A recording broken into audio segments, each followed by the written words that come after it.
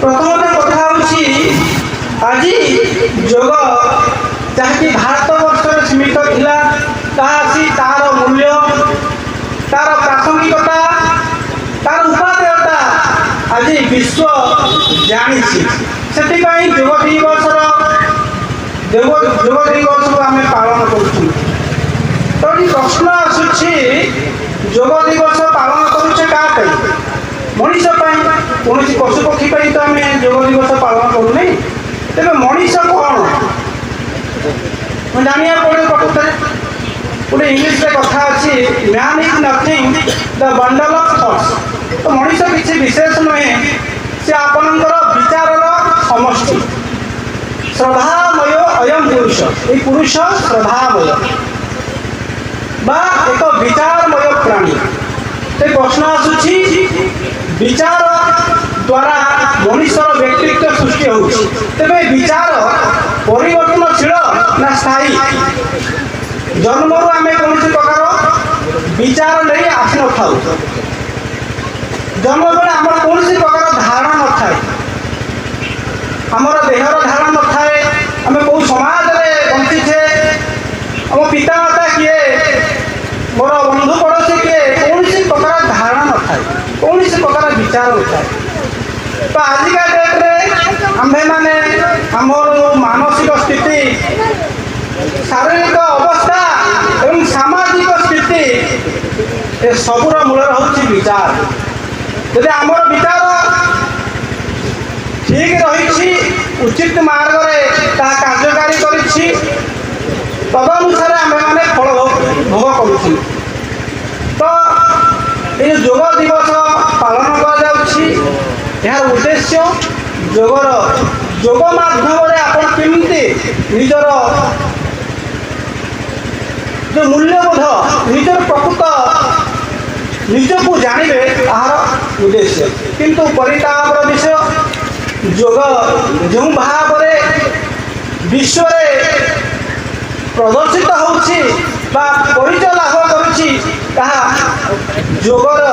शहे भाग एक भाग मुझे कहि शरीर कौन मुझे कि आंगुठा शरीर बोली ना ना किंतु शरीर ये गोटे अंग ठीक से भाव योग जो विश्व आज जो योग को जानी केवल आसन सर्वस्व किसी शारीरिक भंगी किंतु ताहा योग नुहे संपूर्ण योग नुहे योग हूँ 8टी अंग आसन हूँ गोटे उपांग तेणु योगर जो विस्तृत लाभ जो तात्विक दृष्टिकोण विश्लेषण हबार आवश्यकता थिला होना तथापि नाई मामू ठार कणा मामू भल मामू नथिबा परिवर्तित कणा मामू अच्छी भल तेणु ये गोटे सुंदर परिवेश सृष्टि होती आम मानू सुजोग मिली प्रकृत योग कौन किभली भाव प्रत्येक जनमानस आबाल वृद्ध वनिता ये योग विद्या प्रति आकृष्ट हूँ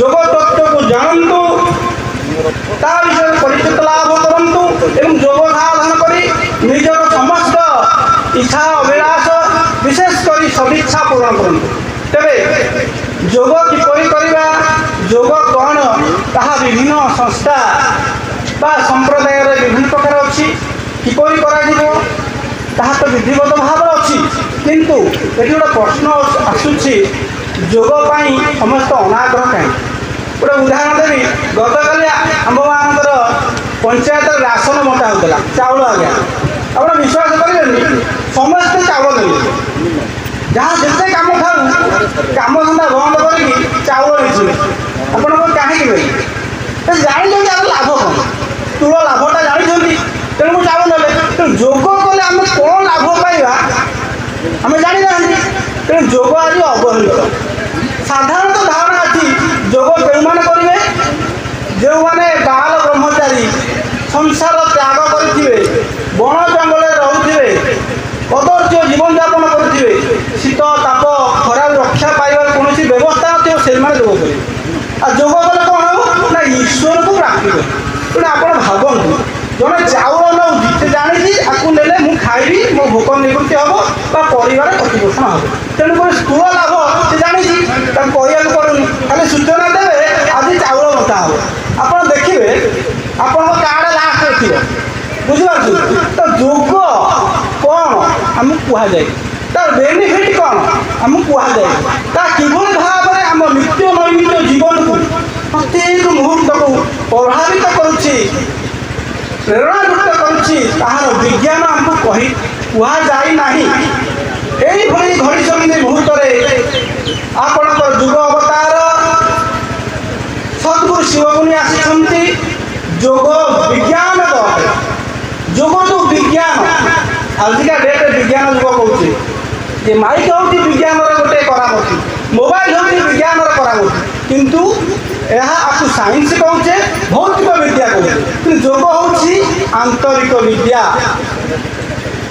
ଯୋଗ ହେଉଛି ନିଜ ବିଚାର ମନ ଉପରେ ନିୟନ୍ତ୍ରଣ କରିବାର ବିଦ୍ୟା। କାରଣ ମଣିଷ, ମୁଁ କହିଛି ମଣିଷ ଗୋଟେ ହେଉଛି ବିଚାରମୟ ପ୍ରାଣୀ। ଯଦି ତାର ବିଚାର ବଦଳିଯିବ, ତା ଉଚ୍ଚାରଣ ବଦଳିଯିବ, ତାର ଆଚରଣ ବଦଳିଯିବ, ତା କର୍ମଫଳ ବଦଳିଯିବ। ତେଣୁ ବିଚାର ଯେହେତୁ ପରିବର୍ତ୍ତନଶୀଳ, ତାକୁ ପରିବର୍ତ୍ତନ କରାଯାଇପାରିବ ବିଶେଷ କରି ଯୋଗ ମାଧ୍ୟମରେ।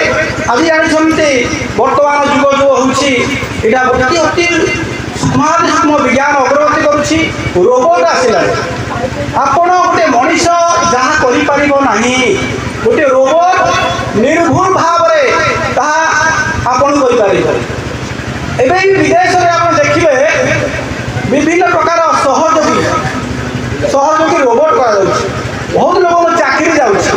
ଆପଣ ଏବେ ମେଟାଫିଜିକ୍ସ ଦେଖନ୍ତୁ, ଯାହା ଚାହିଁବେ ସେ କହିଦେଉଛି। ଏବେ ଯେଉଁ ଏ ଆସିଲାଣି ନା, କ'ଣ କରୁଛି ଆପଣ ଯାହା ଚାହିଁବେ ଯେକୌଣସି ବିଷୟ ଯାହା କହିବେ ସବୁ କହିବେ, ଗୋଟେ ମଣିଷ କେବେ ସମ୍ଭବ ନୁହେଁ। ତେଣୁ ଏଠି ହେଉଛି ସେ କେମିତି ହେଲା ନା ତାକୁ ପ୍ରୋଗ୍ରାମିଂ କରାହେଲା, ସେ ତାକୁ ସୂକ୍ଷ୍ମାଦି କରିକି ପ୍ରୋଗ୍ରାମିଂ କରାଯାଇଛି। ସେଭଳି ଭାବରେ ଯୋଗ ବିଜ୍ଞାନ କହୁଛି ମଣିଷକୁ ବି ପ୍ରୋଗ୍ରାମିଂ କରିବ। ରତ୍ନାକର ଦସ୍ୟୁ ବାଲ୍ମୀକି ହେଇପାରିବ। ତେଣୁ ଆମେ ଭାବିଛେ ଆଜି ଜଣେ ଯେଉଁଭଳି ସାମାଜିକ ସ୍ଥିତିରେ ଅଛି, କାହାକୁ ଆମେ କହୁଛେ ଇଏ ଚୋରଟା, ଇଏ ଖରାପ ଲୋକଟା, ଇଏ ମଦ୍ୟପ, ଇଏ ସାଧୁ, ଇଏ ଡକ୍ଟର, ସେ ଡକାଏ, ଆକୁ ଆଧାର କରି ଆମେ ତାକୁ ଭୃକ୍ଷେପ କରୁଛେ, ଇଗ୍ନୋର କରୁଛେ, ଅଣ୍ଡର ଏଷ୍ଟିମେଟ୍ କରୁଛେ ବା ସମ୍ମାନିତ କରୁଛେ। କିନ୍ତୁ ଆମେ ଭୁଲି ଯାଉଛେ ଗୁରୁଦେବ କହିଲେ ଆମ ଭିତରେ ବିଚାରଗତ ପ୍ରଭେଦ ଥାଇପାରେ, ଆଚରଣଗତ ଭିନ୍ନତା ଥାଇପାରେ, ଭାବଗତ ପାର୍ଥକ୍ୟ ଥାଇପାରେ, ତଥାପି ଆମ୍ଭେମାନେ ଏହା ଭୁଲିଯିବା ନାହିଁ ଯେ ମୁଁ ଯାହା ସହିତ ବ୍ୟବହାର କରୁଛି ତାର ମୂଳ ସ୍ୱରୂପ ହେଉଛି ସେ ବ୍ରହ୍ମ। First and foremost duty of a human being, ଆମେ ତାକୁ ବ୍ରହ୍ମ ଭାବରେ ଏଷ୍ଟିମେଟ୍ କରିବା, ଅଣ୍ଡର ଏଷ୍ଟିମେଟ୍ କରିପାରିବା। ସିଏ ବ୍ରହ୍ମ, ସର୍ବୋଚ୍ଚ ଶକ୍ତି। ହଁ, ସିଏ ତାର ବିଚାରରେ କିଭଳି ଭାବରେ ପ୍ରଭାବିତ ହେଇଛି ସେଟା ଦୋସରା କଥା। କାରଣ ଆମ ମଣିଷ ଯେଉଁ କହୁଛେ ଜଣେ ପାପ କଲା, ଡକାୟତ ହେଇଗଲା, ଆମେ ସେ ବ୍ୟକ୍ତିକୁ ଅଙ୍ଗୁଳି ନିର୍ଦ୍ଦେଶ କରି କହୁଛେ ସେ ଡକାୟତ, ସେ ପାପୀଟା, ସେ ମୂର୍ଖଟା। ବାସ୍ତବରେ ସିଏ ଯେଉଁ ଅବସ୍ଥାରେ ଆଜି ଅଛି, ସେ ସାଧୁ ବ୍ୟକ୍ତି ଯେଉଁ ଅବସ୍ଥାରେ ଅଛି, ତାର ମନ ମାନସିକ ସ୍ଥିତି ଯାହା ଅଛି, ସେ ସେଥିପାଇଁ ଯାଇନୁହେଁ, କେବଳ ସେଥିପାଇଁ ଯାଇନୁହେଁ, ଆମ୍ଭମାନଙ୍କର ସହଯୋଗ ସେଥିରେ ଅଛି। କିପରି ଅଛି? ବିଜ୍ଞାନ କହୁଛି ଯେହେତୁ ମଣିଷ ଏକ ବିଚାରମୟ ପ୍ରାଣୀ, ତା ବିଚାରରେ ଚାରୋଟି ପ୍ରଭାବ ଦ୍ୱାରା ତା ବ୍ୟକ୍ତିତ୍ୱ ଗଠିତ ହେଉଛି। ଗୋଟେ ହେଉଛି ଆପଣଙ୍କର ସାମାଜିକ ସ୍ଥିତି, ଗୋଟିଏ ଆଧ୍ୟାତ୍ମିକ କାରଣ ଅଛି, ଗୋଟେ ସାଂସାରିକ କାରଣ ଅଛି, ଆଉ ଗୋଟେ ବ୍ୟକ୍ତିଗତ କାରଣ ଅଛି, ଜେନେଟିକ୍ କାରଣ ଅଛି। ଜେନେଟିକ୍ କାରଣ ହେଉଛି ଗୋଟିଏ ଜୀବ ଯେତେବେଳେ ଜନ୍ମ ନେଉଛି ତା ପୂର୍ବ ଜନ୍ମର ସଂସ୍କାରକୁ ସାଙ୍ଗେ ନେଇ ଆସୁଛି, ଏଇଟା ଆଧ୍ୟାତ୍ମିକ କାରଣ। ଦ୍ୱିତୀୟ ହେଉଛି ଜେନେଟିକ୍ କାରଣ କ'ଣ ନା ମା ବାପ ଠାରୁ ଯେଉଁ ଗୁଣସୂତ୍ର ଆମେମାନେ ଧାରଣ କରୁଛନ୍ତି, ମା ବାପମାନଙ୍କର ଯେଉଁ ଗୁଣ ଶାରୀରିକ କ୍ରିୟା ତାହା ଆମ ମା'ମାନଙ୍କୁ ସଞ୍ଚରିତ ହେଉଛି, ଉତ୍ତରାଧିକାର ସୂତ୍ରରେ। ଯେମିତି ପିତାମାତାଙ୍କର ଧନ ସମ୍ପତ୍ତି ଆମେ ଉତ୍ତରାଧିକାର ସୂତ୍ରରେ ପ୍ରାପ୍ତ କରିଥାଉ, ସେହିଭଳି ଭାବରେ ପିତାମାତାଙ୍କର ଯେଉଁ ଗୁଣସୂତ୍ର ଅଛି ଆମମାନଙ୍କୁ ସଞ୍ଚରିତ ହୋଇଥାଏ। ତୃତୀୟ କାରଣ ହେଉଛି ପରିବେଶ, ସରାଉଣ୍ଡିଂ, ଆପଣଙ୍କର ଫ୍ରେଣ୍ଡ ସର୍କଲ, ଆପଣ କେଉଁ ପରିବେଶରେ ବଢ଼ିଛନ୍ତି ତାର ପ୍ରଭାବ ଦ୍ୱାରା ଆପଣ ବ୍ୟକ୍ତିତ୍ୱ ଗଠିତ ହେଉଛି। ଚତୁର୍ଥ ହେଉଛି ଆପଣ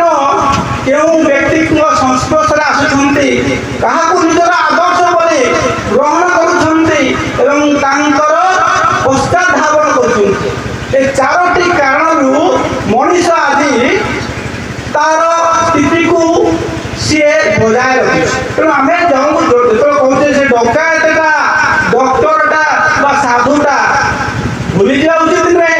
ତା ସାଧୁ ପଛରେ ତାର ଅପକର୍ମ ପଛରେ ଆମ୍ଭମାନଙ୍କର ପରୋକ୍ଷରେ ବା ପ୍ରତ୍ୟକ୍ଷରେ ସହଯୋଗ ଅବଦାନ ଅଛି। ତେଣୁ ମଣିଷ ଏ ଚାରୋଟି ଉପାଦାନରେ ଗଠିତ।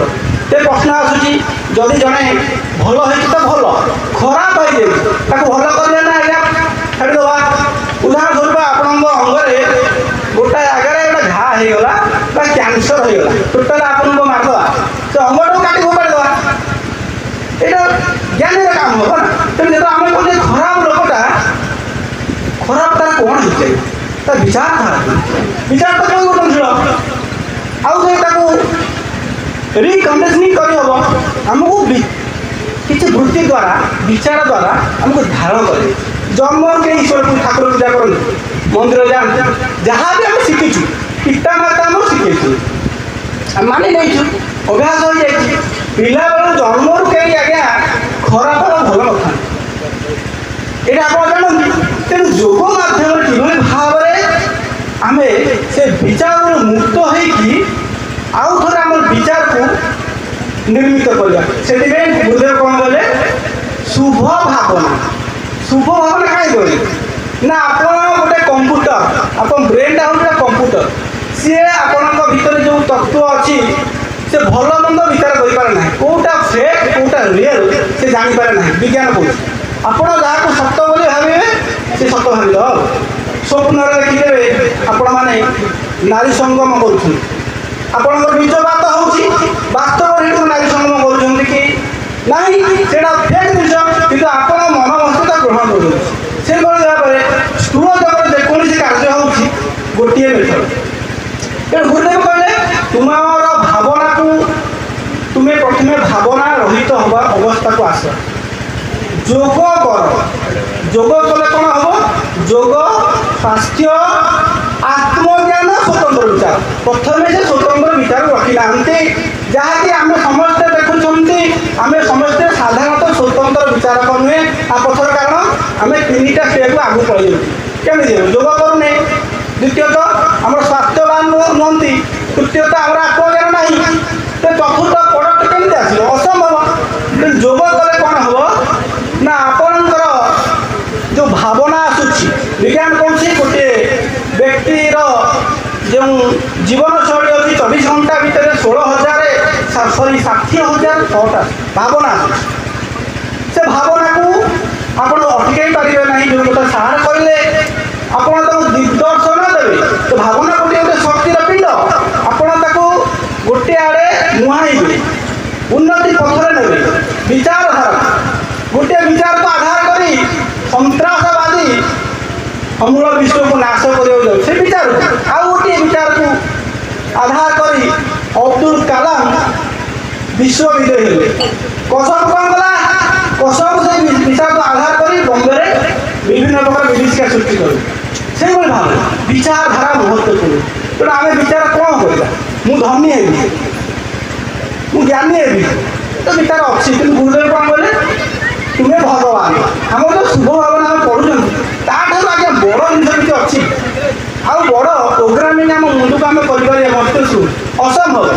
ନିରଞ୍ଜନ ହମ୍ ଜଗଦୀଶ୍ୱର ହମ୍, କିନ୍ତୁ ଆମେ ଜଗଦୀଶ୍ୱର ଇଆଡ଼େ କହୁଛୁ, ଇଆଡ଼େ ବିପିଏଲ୍ରେ ନାଁ ଲେଖିଛୁ, ତ ବିଭିନ୍ନ କଥା। ଯଦି ମୁଁ ଜଗଦୀଶ୍ୱର, ମୁଁ କାହିଁ ହାତ ବତଉଛି, କାହିଁକି ମୁଁ ଯଦି ଭଗବାନ, ମୁଁ ରୋଗରୁ କାହିଁ ମୁକ୍ତ ହୋଇପାରୁନି? ଇଏ ଗୋଟିଏ ଗଢ଼ିଛନ୍ତି ମୁହୂର୍ତ୍ତ, ଗୋଟେ ପ୍ରଶ୍ନ ଅଛି। ଆର ବିଜ୍ଞାନ ଅଛି। ଆମମାନଙ୍କର ବିଚାର ବା ଭାବନା ବା ସଂକଳ୍ପ ସେତେବେଳେ ଫଳବର୍ତ୍ତୀ ହେବ ଯେତେବେଳେ ସେ ଭାବନାର ତୀବ୍ରତା, ସାନ୍ଦ୍ରତା, ଏକାଗ୍ରତା ସେଇ ଜଳ ଭଳି 100 ଡିଗ୍ରୀ, ସେତେବେଳେ ସେଇ ଭାବନା କଳେ। ଅନାବନା ଭାବନା ଫଳବର୍ତ୍ତୀ ହେବନି। ଯଦି ଅନାବନା ଭାବନା ଫଳବର୍ତ୍ତୀ ହୁଅନ୍ତା, ତାହେଲେ 60,000 ଭାବନା ଫଳବର୍ତ୍ତୀ ହେଇଯାନ୍ତା। ଆପଣମାନେ ଦେଖିଥିବେ ନିତ୍ୟ ନୈମିତ ଜୀବନରେ ଆମ ମନ ମଧ୍ୟରେ ଏତେ ପ୍ରକାର କୁଭାବନା ଦୁର୍ଭାବନା ଆସୁଛି। ଯଦି ସେଗୁଡ଼ା ସତ୍ୟରେ କାର୍ଯ୍ୟକାରୀ ବହୁତ ସଂସାର ରହିବ। ଯଦି କୁକୁଡ଼ିଟେ କାମୁଡ଼ି ଯାଉଛି ମୋ ଇଚ୍ଛା ହେଉଛି ପରମାଣୁ ବୋମା ପକେଇବି, ହଉଛି ନା ଆଜ୍ଞା? ବିଚାର ଦେଖନ୍ତୁ କେତେ ତେଣୁକରି ଅନା ଅନା ଭାବନା ଆମର କାର୍ଯ୍ୟକାରୀ ହେଉନାହିଁ। ଏହା ଗୋଟେ ଈଶ୍ୱରୀୟ ବରଦାନ, ଗୋଟେ ଆତ୍ମିକ ସରଞ୍ଚନା। ତ କ୍ଷମା ଚାହିଁବି, ଇଏ ତ କହିଲେ ସରିବନି। ତେଣୁ ଠିକ୍ ଅଛି, ଏଇଟା ଅସରନ୍ତି ଅନନ୍ତ ଭଣ୍ଡାର। ତେଣୁ ପାଣିକି ମୁଁ ଏଇଠି ବିଶ୍ରାମ ଦେବି। ପୁନଶ୍ଚ ଆପଣମାନଙ୍କର ସମସ୍ତ ଆତ୍ମିକ କଲ୍ୟାଣ ସଦିଚ୍ଛା ପୂର୍ଣ୍ଣ ହେଉ। ପାଣିକି ବିଶ୍ରାମ ସତ୍ରରେ